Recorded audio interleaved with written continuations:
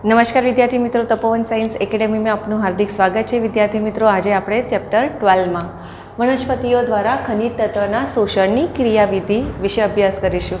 તો વનસ્પતિ છે, તો વનસ્પતિમાં આ જે ખનિજ તત્વના શોષણની ક્રિયાવિધિનો જો અભ્યાસ કરવો હોય તો એની માટે જુદી જુદી વનસ્પતિ છે, જુદા જુદા કોષો છે, પેશીઓ છે, તો એનો અભ્યાસ કરવો ખૂબ જ આવશ્યક છે। હવે તમને ખબર જ છે વિદ્યાર્થી મિત્રો કે વનસ્પતિ છે તો વનસ્પતિમાં મૂળ છે કે જે જમીનમાંથી શું કરે છે, તો મૂળ જમીનમાંથી ખનિજ તત્વોનું શોષણ કરે છે। તો વનસ્પતિ જે છે તો વનસ્પતિ મૂળ દ્વારા જે ખનિજ તત્વોનું જે શોષણ કરે છે તો એને બે પથમાં ડિવાઈડ કરવામાં આવે છે, એટલે કે બે તબક્કામાં ડિવાઈડ કરવામાં આવે। પહેલો તબક્કો કે જેમાં કહેવામાં આવે છે પ્રથમ તબક્કો। તો આ જે પ્રથમ તબક્કો છે ને કે જેમાં વનસ્પતિ એટલે કે વનસ્પતિનું જે મૂળ છે તો એ મૂળ એટલે કે વનસ્પતિના જે કોષો છે તો એ કોષો જમીનમાંથી આ જે ખનિજ તત્વો છે તેનું શોષણ કોના દ્વારા કરે છે, તો એનું શોષણ અપદ્રવ્ય પથ દ્વારા કરે છે।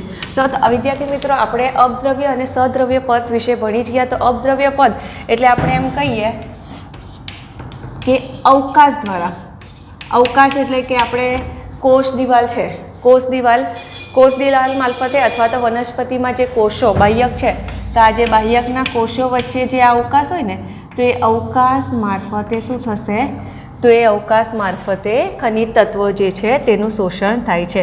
તો આવી રીતે પ્રથમ તબક્કામાં જે આયનો છે તો આયનોનું જે શોષણ છે તો એ શોષણ ક્યાં થશે, એ શોષણ જે છે તે મુક્ત આયનો છે તો આયનોનું શોષણ કેવી રીતે થાય છે, તો આયનોનું શોષણ મુક્ત અવકાશ અથવા તો બાહ્ય અવકાશ દ્વારા થાય છે।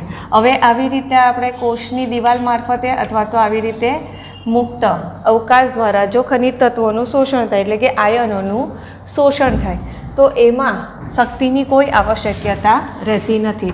તો આવી રીતે જ્યારે પણ આયનોનું વહન જ્યારે પણ અપદ્રવ્ય પથ દ્વારા થાય તો ત્યારે શક્તિની આવશ્યકતા હોતી નથી। તો શક્તિની આવશ્યકતા હોતી નથી એટલે એવા પ્રકારના વહનમાં શું થાય, તો નિષ્ક્રિય વહન દ્વારા શું થશે, ખનિજ તત્વો એટલે કે આયનો છે તો આયનોનું શોષણ થાય છે। તો આવી રીતે અપદ્રવ્ય પથ છે કે જેમાં આયનોનું શોષણ નિષ્ક્રિય વહન દ્વારા થાય છે। તો આ નિષ્ક્રિય વહન દ્વારા કેવી રીતે થશે, તો નિષ્ક્રિય વહન દ્વારા કે જેમાં કોણ ભાગ ભજવે છે, નિષ્ક્રિય વહન કે જેમાં આયન માર્ગ ભાગ ભજવે છે। કોણ ભાગ ભજવે, આયન માર્ગ અથવા તો આપણે વાત કરીએ પારપટલ પ્રોટીન એટલે કે પસંદગીમાન છિદ્ર તરીકે વર્તે છે। એટલે કે આ જે આયન માર્ગ છે પારપટલ પ્રોટીન છે કે જે પસંદગીમાન છિદ્ર તરીકે વર્તે છે। પસંદગીમાન છિદ્ર તરીકે વર્તે એટલે કે જે નિષ્ક્રિય વહન પામતા જે આયનો છે તો એ આયનોનું વધુ સાંદ્રતાથી ઓછી સાંદ્રતા તરફ કોષોમાં વહન કરવામાં મદદ કરે છે। તો યાદ રાખજો, પ્રથમ તબક્કા કે જેમાં વનસ્પતિના કોષો જે છે તે ખનિજ તત્વોનું શોષણ અપદ્રવ્ય પથ દ્વારા કરે છે અને અપદ્રવ્ય પથમાં વહન ક્યાં થશે, મુક્ત અવકાશ અથવા તો બાહ્ય અવકાશમાં થાય છે। એટલે કે અહીંયા કોઈ શક્તિનો વપરાશ ન થાય એટલે વહન કેવું, નિષ્ક્રિય વહન। અને નિષ્ક્રિય વહનમાં શું થશે, કોણ ભાગ ભજવે, તો નિષ્ક્રિય વહન કે જેમાં આયન માર્ગ અને પારપટલ પ્રોટીન કે જે પસંદગીમાન છિદ્ર તરીકે વર્તે છે। ત્યારબાદ આપણે વાત કરીએ તો બીજો તબક્કો અથવા તો દ્વિતીય તબક્કો।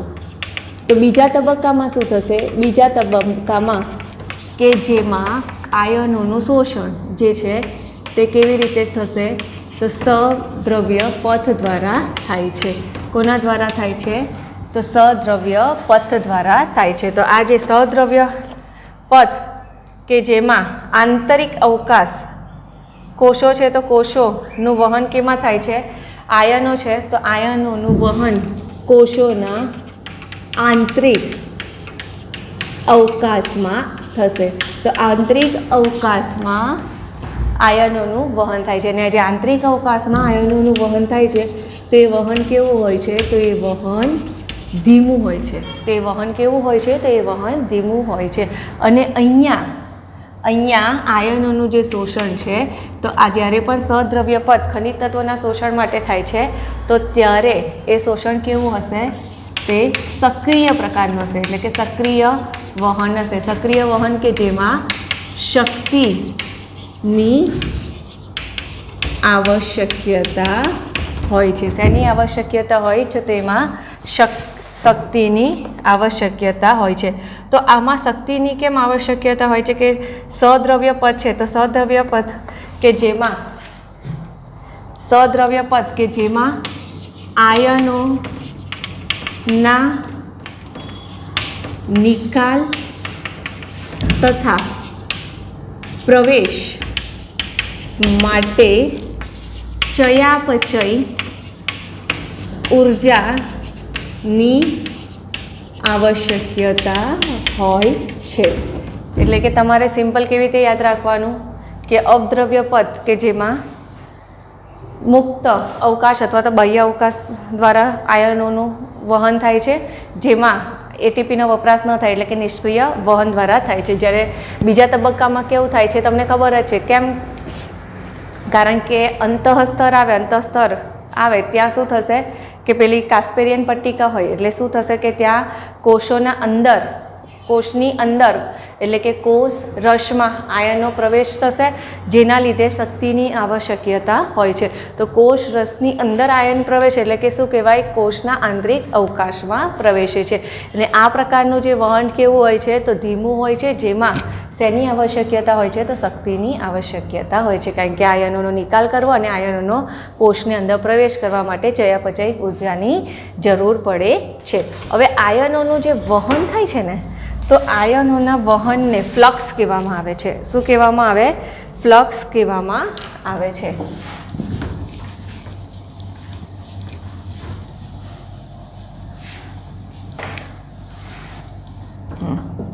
હવે આપણે ફ્લક્સની વ્યાખ્યા જોઈએ કે ફ્લક્સ કોને કહેવાય? ફ્લક્સ એને કહેવાય કે આયનોના વહનને ફ્લક્સ કહેવામાં આવે છે. કોના વહનને? કે આ આયનોનું જે વહન થાય છે તો આયનોના જે વહનની પ્રક્રિયા છે તેને શું કહેવાય? તો એને ફ્લક્સ કહેવામાં આવે છે. હવે આ જે ફ્લક્સ છે ને એટલે કે આયનોનું વહન જે છે ને તે બે પ્રકારે થાય છે. બે પ્રકારે કેવી રીતે? એક તો આયનો છે તો આયનોનું વહન કોષની અંદર થાય અને આયનો છે તો આયનોનું વહન કોષની બહાર થાય. બરાબર? તો હવે આપણે એક કોષ દ્વારા સમજીએ કે હવે જો આયન છે તો આયનનો પ્રવેશ જો કોષની અંદર થાય ને તો એને કહેવામાં આવે ઇનફ્લક્સ. એને શું કહેવામાં આવે? તો એને કહેવામાં આવે ઇનફ્લક્સ. અને જો આયનનું વહન કોષમાંથી બહાર થાય તો આયનોનું વહન કોષમાંથી જે બહાર થાય તેને કહેવામાં આવે ઇફ્લક્સ. એને શું કહેવામાં આવે છે? તો એને ઇફ્લક્સ કહેવામાં આવે છે. તો આવી રીતે આયન કોષની અંદર વહન પામે તો ઇનફ્લક્સ શું કહેવામાં આવે? ઇનફ્લક્સ. અને આયનોનું વહન કોષમાંથી બહારની તરફ થાય તો એને ફ્લક્સ કહેવામાં આવે છે. જો બંનેમાં ફરક છે, અહીંયા ન છે ને અહીંયા નથી, તો આ વચ્ચે ખાસ ધ્યાન રાખવાનું કે આવી રીતે આયનો છે તો આયનોનું વહન જે છે એટલે કે આયનોના જે શોષણની ક્રિયાવિધિ બે તબક્કામાં ડિવાઈડ થાય, અપદ્રવ્ય અને સદ્રવ્ય પદ દ્વારા થાય છે. અને આ ટર્મિનોલોજી ખાસ ધ્યાનમાં રાખવાની કે ફ્લક્સ કોને કહેવાય? કે જે આયનોનું વહન થાય છે તો એને ફ્લક્સ તરીકે ઓળખવામાં આવે છે. ઇન તરીકે યાદ રાખવાનું. ઇન એટલે અંદર અને ઈ એટલે ફક્ત એકલું ઈ આવે તો એકલું ઈ આવે એટલે કે બહારની તરફ થાય છે. નેક્સ્ટ ટોપિક જોઈએ તો નેક્સ્ટ ટોપિક છે દ્રાવ્ય પદાર્થોનું સ્થળાંતરણ.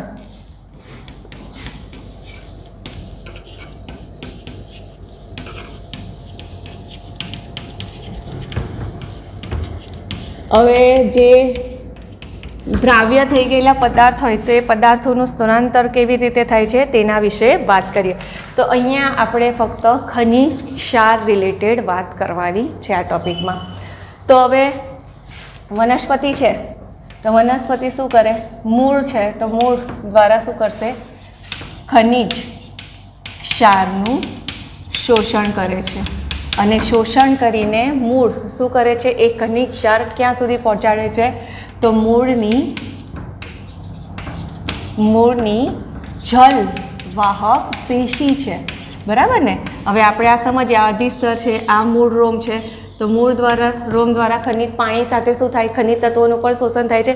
ખનિજ તત્વોનું શોષણ થઈને અહીંયા જે જલવાહક પેશી છે તેમાં અપદ્રવ્ય અને સદ્રવ્ય પથ મારફતે શું થાય, જલવાહક પેશી સુધી પહોંચે છે. અને આ જે જલવાહક પેશી સુધી પહોંચે છે પછી આ જે ખનિજ ક્ષાર છે તો ખનિજ ક્ષારનું વહન ક્યાં સુધી થશે, તો ખનિજ ક્ષારનું વહન ઉદ્વ વહન પામે છે. ઉદ્વ વહન પામે એટલે કે મૂળ છે તો મૂળની જલવાહકથી પ્રકાંડની જલવાહક પેશી અને પ્રકાંડની જલવાહકથી પર્ણની જલવાહક પેશી સુધી પહોંચે છે.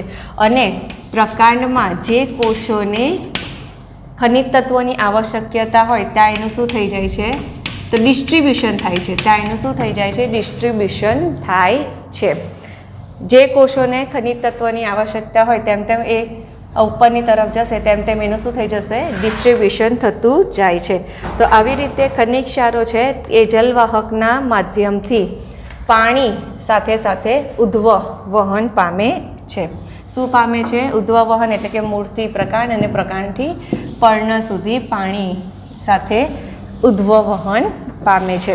હવે આગળ વાત કરીએ તો હવે તમને ખબર જ છે કે વનસ્પતિ છે તો વનસ્પતિમાં કઈ ક્રિયા થાય છે, વનસ્પતિ છે તો વનસ્પતિમાં બાષ્પોત્સર્જનની ક્રિયા થાય છે. વનસ્પતિમાં બાષ્પોત્સર્જનની ક્રિયા એટલે કે વધારાના પાણી ગુમાવવાની ક્રિયા. તો વનસ્પતિ જે પાણી ગુમાવે છે તો એક પ્રકારનું શું થાય છે, એક પ્રકારનું ખેંચાણ બળ સર્જાય છે. અને ખેંચાણ બળ સર્જાય જેના લીધે શું થાય, સતત પાણી છે તો પાણીનું ઉદ્વ વહન થાય છે. અને પાણીનું ઉદ્વ વહન થાય જેના લીધે પાણી સાથે સાથે શેનું ઉદ્વ વહન થશે, તો પાણી સાથે સાથે આ જે ખનિજ ક્ષાર જે પાણીમાં દ્રાવ્ય થયેલા હોય તો એનું પણ શું થશે, તો ઉદ્વ વહન થશે.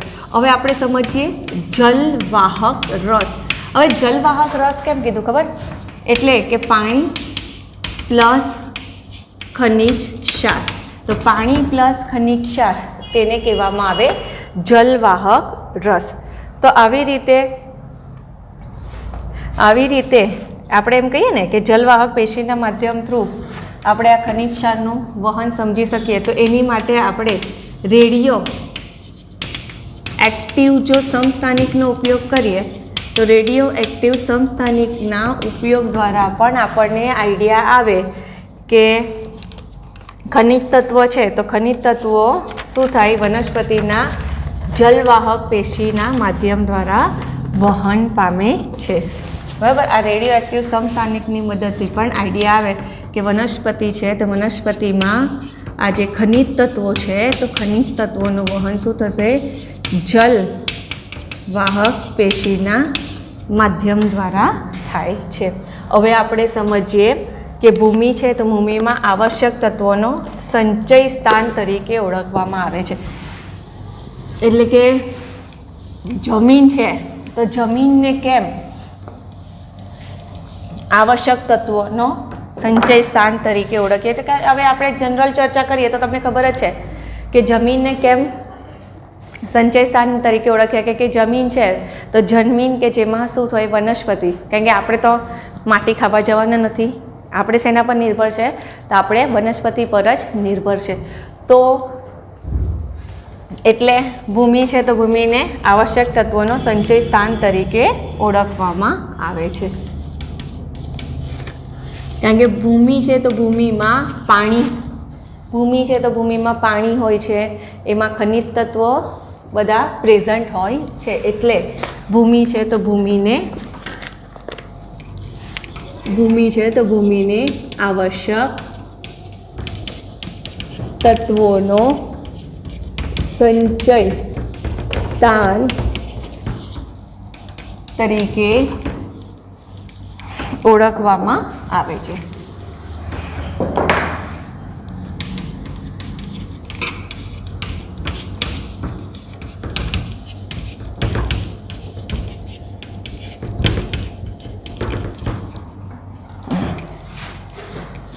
હવે આપણે આગળ વાત કરીએ કે વનસ્પતિ છે તો વનસ્પતિ પોષણમાં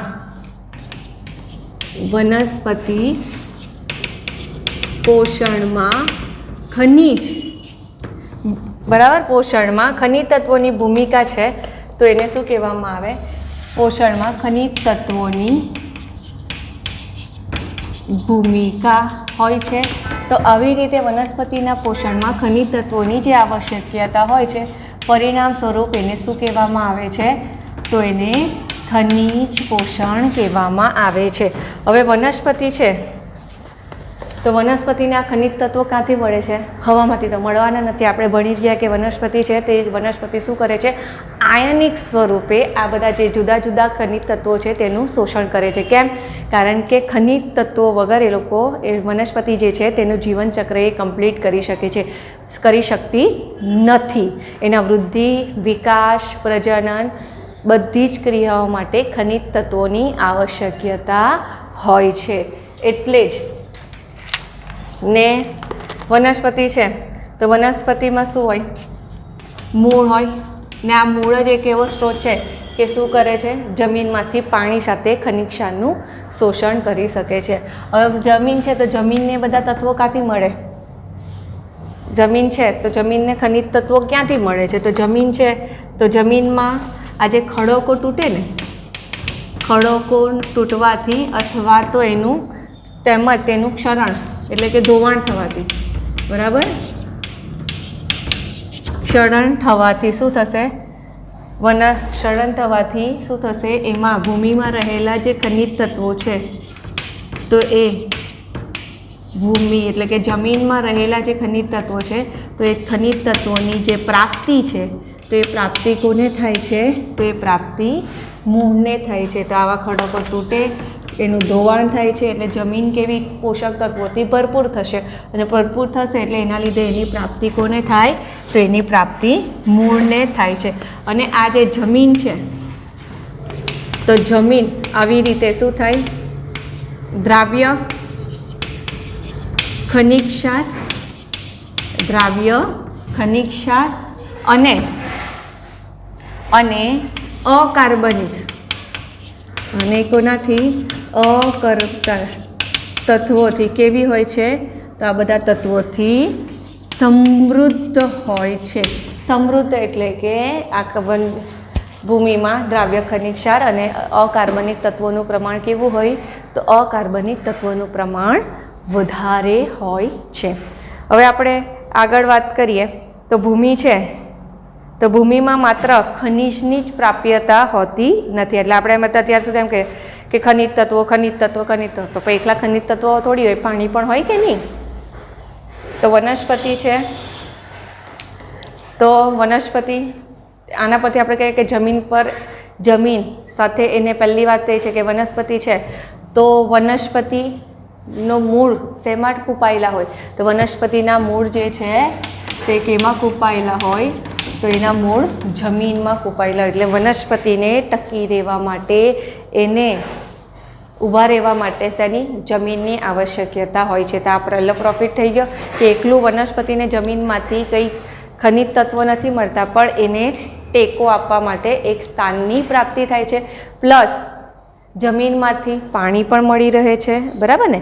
કારણ કે ભૂમિ પાણીનો પણ સંગ્રહ કરે છે. તો આવી રીતે ભૂમિમાંથી એકલું ખનિજ તત્વની જ પ્રાપ્તિ નથી થતી, સાથે સાથે પાણીની પણ પ્રાપ્તિ થાય છે. પ્લસ એને ઊભા રહેવા માટે પણ શું કહેવાય? જમીન જોઈએ ને.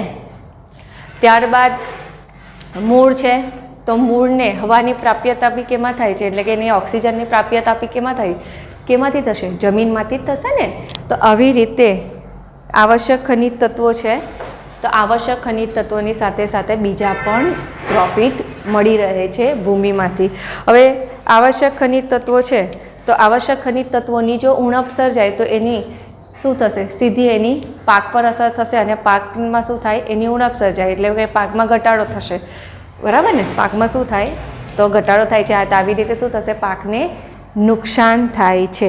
પણ આપણે કૃત્રિમ ખાતરનો ઉપયોગ કરીએ તો એની પૂર્તિ કરી શકીએ છીએ. કૃત્રિમ ખાતર છે તો એના ઉપયોગ દ્વારા આ બધી વસ્તુની પૂર્તિ થઈ શકે છે. તો હવે કૃત્રિમ ખાતર કેવા? ગુરુ પોષક તત્વના અને લઘુ પોષક તત્વ બંનેના જ ખાતરો અવેલેબલ છે, બરાબર ને? ગુરુ પોષક તત્વ અને લઘુ પોષક તત્વ બંનેના જ અવેલેબલ છે. તો ગુરુ પોષક તત્વની આપણે વાત કરીએ તો ગુરુ પોષક તત્વ કયા તત્વો? NPSK એટલે કે નાઇટ્રોજન, ફોસ્ફરસ, સલ્ફર અને પોટેશિયમ. નાઇટ્રોજન, ફોસ્ફરસ, સલ્ફર અને પોટેશિયમ. તેમજ લઘુ પોષક તત્વ છે. તો લઘુ પોષક તત્વ કયા હશે? તો લઘુ પોષક જે તત્વ છે કોપર, ઝિંક, આયર્ન અને મેંગેનીઝ. કયા? કોપર, ઝિંક, આયર્ન અને મેંગેનીઝ. તો આ લઘુ પોષક તત્વો અને ગુરુ પોષક તત્વો જે છે, બરાબર? ગુરુ પોષક તત્વો અને લઘુ પોષક તત્વો જે છે તે શેમાં? જમીનમાં એડ કરવામાં આવે છે, જેના લીધે શું થશે? જમીન છે તો જમીનની ફળદ્રુપતા વધે છે, અને જેટલી જમીનની ફળદ્રુપતા સારી એટલા પાક કેવો થાય છે? સારો થાય છે. વનસ્પતિની વૃદ્ધિ પણ સારી થાય છે. તો આ તમારે યાદ રાખવાના કે કયા લઘુ પોષક તત્વો અને કયા ગુરુ પોષક તત્વો એડ કરી શકાય છે. હવે આપણે આપણા નેક્સ્ટ લેક્ચરમાં નાઇટ્રોજન ચક્ર વિશે વાત કરીશું.